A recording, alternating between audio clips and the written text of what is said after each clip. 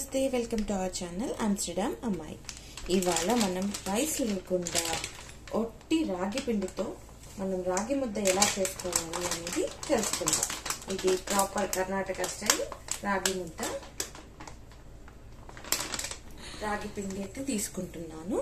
So దీనికి మనం ఒక గ్లాస్కి 1.5 గ్లాస్ వాటర్ అయితే తీసుకోవాలి.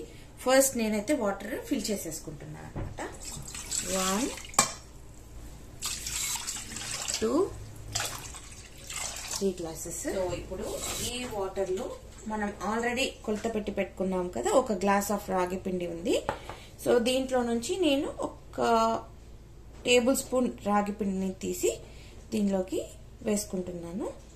దీన్ని బాగా మిక్సప్ చేసుకుంటాను అనమాట. ఉంటలు లేకుండా బాగా మిక్స్ చేసుకోవాలి. దీన్ని తీసి మనం ఇప్పుడు స్టవ్ మీదకి పెట్టేసుకుందాం అనమాట.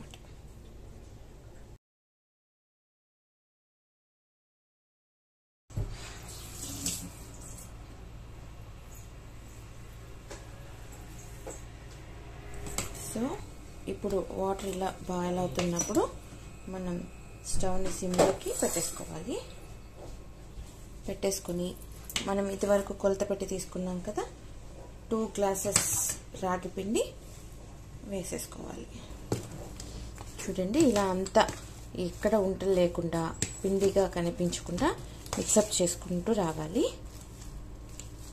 సో ఇలా బాగా మనం మిక్సప్ చేసేసుకున్న తర్వాత మూత పెట్టి సిమ్లోనే ఒక 5 నిమిషాలు ఉంచేసేయాలి. అప్పుడు ఆ రాగి పిండి అనేది ఉడికిపోతుంది. నేను ఇవాళ అయితే చికెన్ కర్రీ చేశానండి. మీరు కూడా ట్రై చేయండి. ఎలా ఉందో కామెంట్ బాక్స్లో చెప్పండి.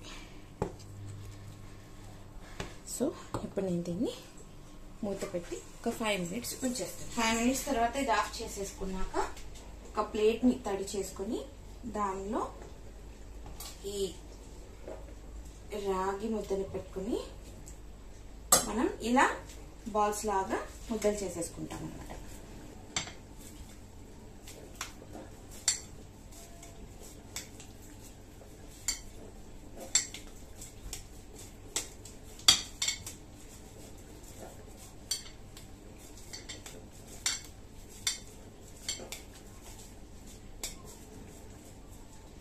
ఇవాళ అయితే దీని కాంబినేషన్ గా స్పినాచ్ చికెన్ చేశానండి, పాలకూర చికెన్.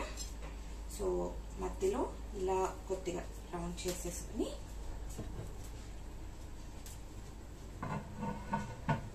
చూడండి.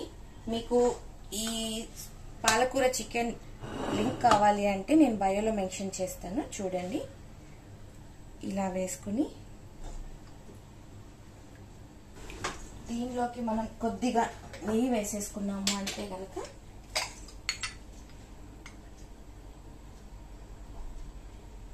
వేడి వేడి రాగి ముద్ద, పాలకూర చికెన్ విత్ నెయ్యి రెడీ.